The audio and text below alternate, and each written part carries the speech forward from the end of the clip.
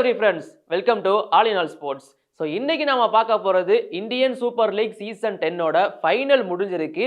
So champion ஆயிருக்காங்க Mumbai city FC. Champion மட்டும் கிடையாது, அண்ட் இந்த சீசன் யாரெல்லாம் என்ன அவார்ட்லாம் வாங்கியிருக்காங்க அப்படிங்கிறதையும் தெரிஞ்சுக்கலாம். அண்ட் ஃபைனல் மேட்சை ஒரு குயிக் ரிவ்யூவாகவும் பார்த்துருவோம். ஸோ இது ஃபைனல்குள்ள போறதுக்கு முன்னாடி செமிஃபைனல் மேட்சஸை பத்தி நான் சொல்லி முடிச்சிடுறேன். ஸோ டேபிள் டாப்பர்ஸான மோகன் Bagan and Mumbai city FC, Odisha and கூடவே எஃப்சி கோவா கூட செமிஃபைனல் அப்படிங்கிறது பிளே பண்ணியிருந்தாங்க. செமிஃபைனல் ஃபர்ஸ்ட் அவங்க வந்து பிளே பண்ணது ஃபர்ஸ்ட் லெக்ல வந்து பார்த்தீங்கன்னா அவேவா இருந்துச்சு. பட் ஹோமுக்கு எப்போ வந்தாங்களோ மோகன் பகான் 2-0னும் இந்த பக்கம் மும்பை சிட்டி எஃப்சி 2-0னும் அந்த செமிஃபைனல் லெக் 2 வந்து வின் பண்ணியிருப்பாங்க. அதன் மூலயமா டேபிள் டாப்பர்ஸான இந்த மோகன் Bagan and Mumbai city FC ஸ்ட்ரெயிட்டா ஃபைனலுக்குமே குவாலிஃபை ஆகிட்டாங்க. இது எக்ஸ்பெக்ட் பண்ண ஒன்னான்னு கேட்டீங்கன்னா, என்ன பொறுத்த வரைக்கும் எஃப்சி கோவா மும்பை சிட்டி எஃப்சிக்கு எதிராக நல்ல ஃபைட் கொடுத்துருந்தாங்க அவங்களோட ஹோம்ல. பட் இருந்தாலும் இவங்களோட ஹோம், அதாவது மும்பை சிட்டி எஃப்சியோட ஹோமுக்கு வந்ததுக்கு அப்புறமா 2-0 அப்படிங்கிற மாதிரி தோத்துருந்தாங்க. மும்பை சிட்டி எஃப்சி திரும்பவும் ஒரு கிளீன் ஷீட் வச்சிருந்தாங்க. ஸோ இந்த மாதிரி நிலைமையில தான் மும்பை சிட்டி எஃப்சி 2-0 வின் பண்ணி ஃபைனலுக்குள்ள கெத்தா உள்ள வந்திருந்தாங்க. அந்த பக்கம் மோகன் பகான் ஒடிசாவை பீட் பண்ணிட்டு கெத்தா உள்ள போயிருந்தாங்க. ஸோ டேபிள் டாப்பர்ஸ் ஆன டேபிளில் முதல் இடத்தை பிடிச்ச மோகன் பகானும் டேபிளில் இரண்டாம் இடத்தை பிடிச்ச மும்பை சிட்டி எஃப்சியும் ஸோ ஃபைனல் ஆடி இருந்தாங்க. ஸோ டேபிளை பொறுத்த வரைக்கும் மோகன் பகான் முதல் இடத்துல இருந்ததுனால ஸோ அந்த டீமோட ஓம் வென்யூவான கொல்கத்தாவில் இருக்கிற சால்ட் லேக் ஸ்டேடியம், ஸோ அதை தான் வென்யூவாக வந்து ஃபிக்ஸ் பண்ணியிருந்தாங்க ஃபைனலுக்கு.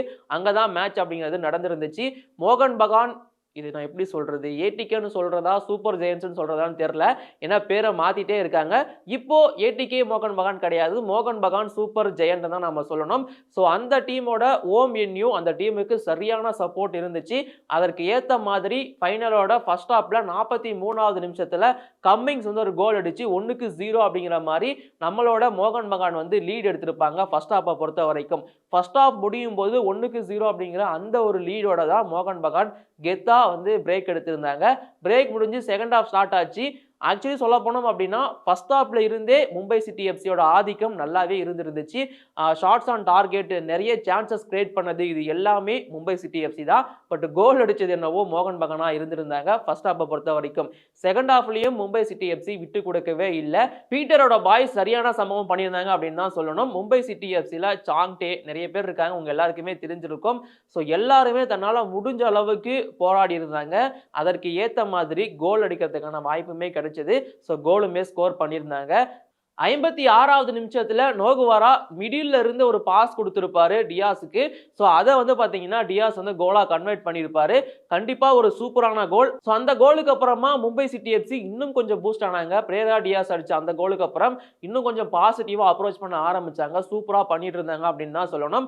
மும்பை சிட்டி எஃப்சியோட அவர் தான் இன்னைக்கு கோல்டன் குளோவுமே வின் பண்ணியிருந்தாரு. கடைசியில சொல்றேன், அந்த கோல் கீப்பர் இன்னைக்கு கொஞ்சம் சாப்பியா இருந்த மாதிரி தான் இருந்துச்சு. இந்த மாதிரிலாம் கோல் கீப்பிங் பண்ணக்கூடாதே அப்படிங்கிற மாதிரிலாம் பண்ணி இருந்தாரு. மேபி பிரஷரா இருந்திருக்கலாம். சோ அந்த மாதிரி இருந்தாலும் மும்பை சிட்டி எஃப்சியோட அட்டாக் அப்படிங்கிறது இன்னும் சூப்பராகவே இருந்துச்சு அப்படின்னு தான் சொல்லுவேன். சோ அந்த கோல் மூலமா 1-1 அப்படிங்கிற மாதிரி சமன் பண்ணியிருந்தாங்க. அதுக்கப்புறமா கொஞ்ச நேரம் கோல் ரெண்டு டீமுமே அடிக்கல. மேபி பெனால்ட்டில தான் வந்து முடிய போகுது அப்படின்னு நினைச்சிட்டு இருந்தா 80வது நிமிஷத்துல இன்னொரு கோல் அடிக்கப்பட்டது. பிபின் சிங் வந்து பாத்தீங்கன்னா அந்த கோலை ஸ்கோர் பண்ணியிருப்பாரு. சாங்டே கிட்ட மாதிரி அது ஒரு பெரிய குழப்பமா தான் இருந்துச்சு. யாரா கோல் அடிக்க போறீங்க, யாரா அசிஸ்ட் பண்ணீங்க அப்படிங்கிற மாதிரி தான் இருந்துச்சு. கடைசியில பிபின் சிங்கோட காலில் பட்டு கோலா வந்து அது மாறி இருந்துச்சு. அது மட்டும் இல்லாம கொடுத்திருந்த எக்ஸ்ட்ரா மினிட்ல 96வது நிமிஷத்துல ஜாக்கப் வந்து ஒரு கோல் ஸ்கோர் பண்ணியிருப்பாரு. அதன் மூலமா 3-1 அப்படிங்கிற மாதிரி இந்த ஐஎஸ்எல் சீசன் 10ஓட ஃபைனலை வின் பண்ணியிருந்தாங்க. சாம்பியன் ஆயிருக்காங்க மும்பை சிட்டி எஃப்சி அப்படின்னு தான் சொல்லணும். அதாவது ஐஎஸ்எல் பொறுத்த வரைக்கும் ஹோம் வென்யூல ஆடுற டீம் இது வரைக்கும் ஃபைனலை ஜெயிச்சதே கிடையாது அப்படிங்கிற ரெக்கார்டு திரும்பவும் கண்டினியூ ஆகுது. ஸோ ஏடிகே மோகன் பகான் சூப்பர் ஜெயன்ஸால வின் பண்ண முடியல. மும்பை சிட்டி எஃப்சி பீட் பண்ணிட்டாங்க. மோகன் பகானோட ஹோம் வென்யூ கொல்கத்தால போயிட்டு மும்பை சிட்டி எஃப்சி பீட் பண்றாங்க அப்படிங்கும்போது பார்க்கவே செம்மையா இருக்கு. ஸோ மும்பை சிட்டி எஃப்சி 3-1 சொல்லி சாம்பியன்ஷிப் அடிச்சிருக்காங்க. அவங்களுக்கு ஒரு பெரிய வாழ்த்துக்களை தெரிவிச்சுப்போம். 2020-21 ஃபைனல் வந்து ரெப்ளிகா ஆயிருந்துச்சு. அங்கேயுமே மும்பை சிட்டி எஃப்சி ஏடிகே மோகன் பகான் மோதிருப்பாங்க. மும்பை சிட்டி எஃப்சி சாம்பியன் ஆயிருப்பாங்க. ஸோ இவங்க மோகன் பகான் சூப்பர் ஜெயன்ஸை பொறுத்த வரைக்கும் டிஃபெண்டிங் சாம்பியன்ஸ், தொடர்ந்து இரண்டாவது முறையா ஃபைனல் வந்திருந்தாங்க. பட் இருந்தாலும் மும்பை சிட்டி எஃப்சி ஏன் சாம்பியன் டீம் அப்படிங்கிறத ப்ரூவ் பண்ணியிருந்தாங்க அவங்களோட பர்ஃபார்மன்ஸ் மூலமா. இப்போ நம்ம அவார்ட்ஸ்குள்ள என்ட்ரி ஆகும். இன்னைக்கு யாரெல்லாம் என்ன அவார்ட்ஸ்லாம் வாங்கியிருந்தாங்க அப்படிங்கிறத உங்களுக்கு நான் அப்டேட் பண்றேன். ஸோ இந்த ஐஎஸ்எல் சீசன் 10 பொறுத்த வரைக்கும் best pitch of the season Jamshedpur FC வந்து வின் பண்ணியிருந்தாங்க. அண்ட் அதை தொடர்ந்து பெஸ்ட் கிராஸ் ரூட் அவார்டு, அதாவது கிராஸ் ரூட் அவார்டு அப்படிங்கிறது என்னன்னு பார்த்தீங்கன்னா சின்ன வயதிலிருந்து ஃபுட்பாலர்ஸை கிரியேட் பண்ணுற ஒரு ஈவெண்ட் மாதிரி வச்சுக்கோங்களேன். ஸோ அதை வந்து சூப்பராக பண்ணிட்டு இருக்க டீம் அப்படின்னு சொல்லிட்டு எஃப்சி கோவாக்கு ஒரு அவார்டு கிடைச்சிருந்துச்சு. கூடவே பெஸ்ட் எலைட் யூத் டெவலப்மெண்ட், இதுவும் அதே மாதிரி தான். ஸோ யூத்தை ஃபுட்பாலில் எந்த அளவுக்கு டெவலப் பண்ணுறாங்க அப்படிங்கிறத பொறுத்து இங்கே பெங்களூரு எஃப்சிக்கு ஒரு அவார்டு கொடுக்கப்பட்டிருந்துச்சு. அண்ட் தென் அதே தொடர்ந்து கோல்டன் க்ளோ அவார்டு யாருக்கு கொடுத்திருந்தாங்க அப்படின்னு பார்த்தீங்கன்னா மும்பை சிட்டி எஃப்சியோட கோல் கீப்பரான புர்பால் லச்சன்பா அவருக்கு தான் அந்த அவார்டு கொடுக்கப்பட்டிருந்துச்சு. கோல்டன் பூட் அவார்டு அப்படிங்கிறது அதிக கோல் அடிச்சவங்களுக்கு கொடுப்பாங்க. ஸோ 2 பேர் அதிக கோல் அடிச்சிருந்தாங்க, Roy Krishna and Dimitrios. So Kerala blasters எஃப்சியை சேர்ந்த டிமிட்ரியஸுக்கு தான் கோல்டன் பூட் அவார்டு வந்து கொடுக்கப்பட்டிருந்துச்சு. அண்ட் அதை தொடர்ந்து எமர்ஜிங் பிளேயர் அவார்டு வந்து பார்த்தீங்கன்னா விக்ரம் பிரதாப் சிங் மும்பை சிட்டி எஃப்சியை சேர்ந்த பிளேயர் அவருக்கு தான் கொடுத்திருந்தாங்க. கண்டிப்பாக இந்த சீசன் அவரோட பர்ஃபார்மன்ஸ் கோல் அடிக்கிறதுலும் சரி அசிஸ்ட்லும் சரி சூப்பராக இருந்துச்சு. அவர் தகுதியானவர் தான். அண்ட் அதை தொடர்ந்து பிளேயர் ஆஃப் த லீக் ரொம்ப முக்கியமான அவார்டு. ஸோ இந்த அவார்டை வாங்கினது யாருன்னு பார்த்தீங்கன்னா ரன்னர் அப்பா முடிச்சிருந்த அண்ட் ஷீல்டு வின்னரும் கூட டிமிட்ரியஸ் பெட்ராட்டோஸ் அவர் தான் வாங்கியிருந்தாரு. ஸோ அவருமே இந்த சீசன் ஃபுல்லாக சூப்பராக பண்ணியிருந்தாரு. மோகன் Bagan super giants Mumbai city FC shield வின்னர்னு ஒரு போட்டி நடந்துச்சுல்ல, ஸோ அதுக்கு பழி வாங்கிட்டாங்க ஃபைனலில் மும்பை சிட்டி எஃப்சி அப்படின்னு தான் நான் சொல்லுவேன். ஸோ கங்க்ராச்சுலேஷன் சொல்லிக்கிறேன் மும்பை சிட்டி எஃப்சிக்கு.